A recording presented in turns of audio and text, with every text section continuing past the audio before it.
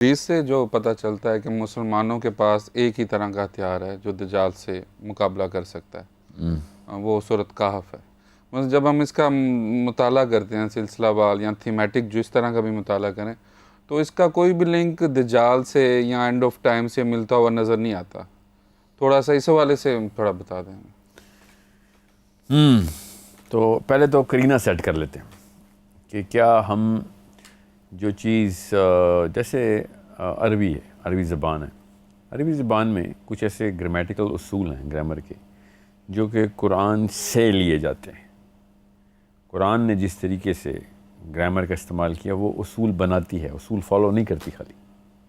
بالکل اسی طریقے سے اس فارمولے کو اس قرینے کو سمجھیں کہ نبی علیہ السلام نے جب کوئی بات کسی معاملے کے سلجھاؤ کے لیے بتائی ہے تو ہم قرینہ یہی رکھیں گے کہ سورہ کہف کو اب ہم اس چابی کی طریقے سے استعمال کریں گے اور وہ والے تالے ڈھونڈیں گے جس پہ چابی لگتی ہے۔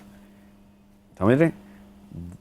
اگر ہم چابیاں بنائیں تالا دیکھ کے تو یہ اصول ٹوٹ رہا ہے جو کہ ایک نارمل سینسیکل طریقے سے ہم کام کرتے ہیں دنیا میں، کیونکہ ہمیں پتہ نہیں ہوتا۔ جب اللہ یا اس کے رسول صلی اللہ علیہ وسلم کوئی بات بتا دیں اور وہ ظاہراً پوری نہیں ہو رہی ہوتی تو اس کا مطلب ہے تالا ہمیں پتہ ہے اینڈ آف ٹائم میں دجال کا جو واقعہ ہونا ہے اس کی چابی اب ہمیں اسی لحاظ سے بنانی پڑے گی جس طریقے کا تالا ہے یہ، کیونکہ یہ حدیث میں آ گیا ہے۔ تو حدیث بتائے گی یا سورہ کہف بتائے گی کہ اینڈ آف دا ٹائم میں دجال نے کیا کرنا ہے، رادر دین کہ ہم دجال کو خود ہی امیجن کریں، اس کو پوری طریقے سے ایک نقشہ اور احاطہ خود کھینچیں اس کا اور اس میں دیکھیں سورہ کہف آ رہی ہے کہ نہیں، ہم اس کا الٹ کام کریں گے ادھر، کیونکہ حدیث نے اس کو ہتھیار کے طور پر ہی بتایا ہے۔ اب سورہ کہف کے تھرو ہمیں پتہ چل جائے گا اینڈ آف ٹائمز میں کیا کیا ہو رہا ہوگا۔ اتنی بڑی طاقت ہے ہمارے پاس، یہ فورس سائٹ دیتی ہے، یہ اتنی بڑی دور اندیشی کی دوربین ہے ہماری، یہ ٹیلیسکوپ ہے ایکچولی، کہ ہمیں پتہ چل رہا ہوگا کہ اس وقت کیا کیا ہو رہا ہوگا۔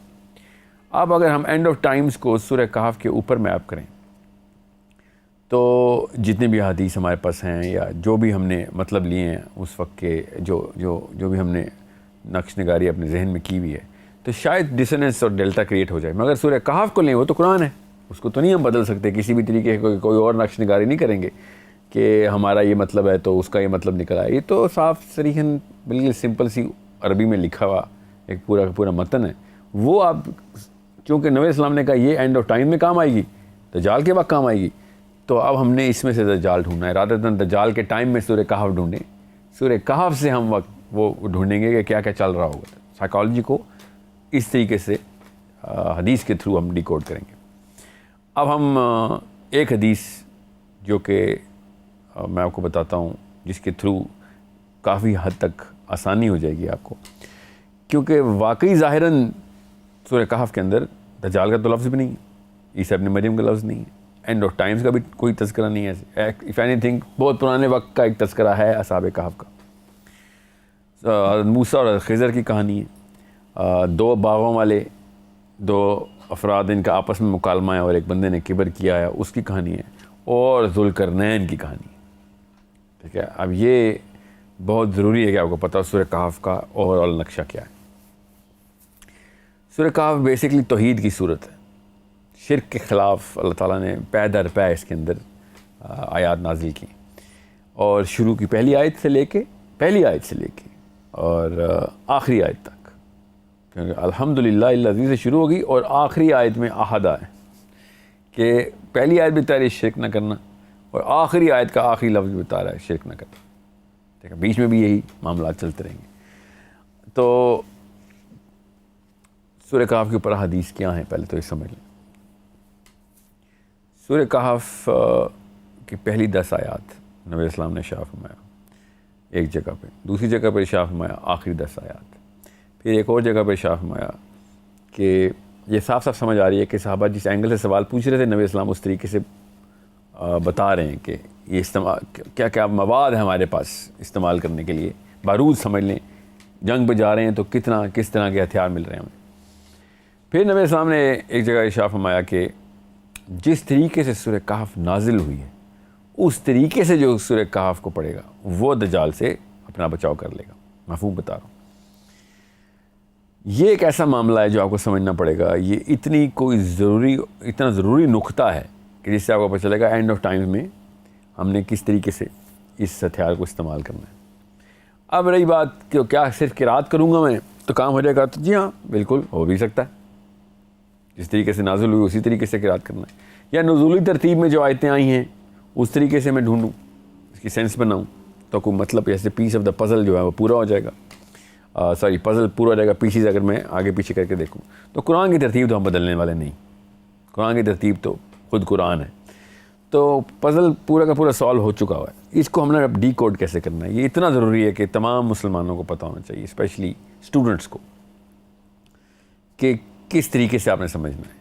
ایک ایسی حدیث میں آپ کو ابھی سناتا ہوں, مستند حدیث, کہ جس کے بعد اور زیادہ انٹرسٹنگ ہو جائے گی ساری کی ساری, یہ پوری کی پوری جو سٹوری ہے. ایک صحابی نے دیکھا کہ گھر کے اوپر بادل آسمان سے اتر کے گھر کی چھت پہ آنا شروع ہو گیا, یہاں تک کہ وہ زمین پہ لینڈ کر گیا, اور جو اس گھر کے باہر گھوڑا بندھا ہوا تھا اس نے ہنہنانا شروع کر دیا, اور وہ آپے سے باہر ہو رہا تھا, بالکل بے قابو ہونا شروع ہو گیا. لوگوں نے یہ معاملہ دیکھا اور دروازے کھٹکھٹایا اور پوچھا کہ کیا کر رہے ہو, اندر کیا ہو رہا ہے, یہ اتنا بڑا واقعہ ہو رہا ہے. تو اس بندے نے کہا میں سورہ کہف کی تلاوت کر رہا تھا. یہ واقعہ نبی علیہ السلام تک پہنچایا گیا. نبی علیہ السلام نے کہا کہ وہ سکینہ ہے, سکینہ, یاد رکھیے گا یہ لفظ نبی علیہ السلام فرمایا, جو کہ اللہ تعالیٰ نے نازل کیا تھا تیری قرات کی وجہ سے, جو سورہ کہف پڑھ رہا تھا. تو سکینہ آسمان سے اتر کے تیرے گھر کے اوپر نازل کیا اللہ نے. اب یہ بہت ضروری ہے کہ یہ حدیث یہاں پہ سنائی جاتی تاکہ آپ کو پتہ چلے کہ یہ بہت بڑا ہتھیار ہے اور بہت احتیاط سے استعمال کرنا ہے, کیئرفلی, کیجول نہیں لینا اس کو. اس کا مطلب ہے کہ اس کے اندر, اس کا یہ مطلب ہے کہ سورہ کہف ایک ٹیکنالوجی ہے, ٹھیک ہے. اب ہم اس پس منظر کے اندر سورہ کہف کو ذرا سمجھ لیتے ہیں کہ اللہ تعالیٰ کیا کہہ رہے ہیں. تو سورہ کہف کا جو مضمون ہے نا وہ شروع ہوتا ہے. میں اس سے پہلے کہ مضمون شروع کروں آپ سے ایک سوال کرتا ہوں کہ دجال کا لفظ سن کے آپ کے ذہن میں کون سا مذہب ذہن میں آتا ہے؟ کون سا مذہب ذہن میں آتا ہے؟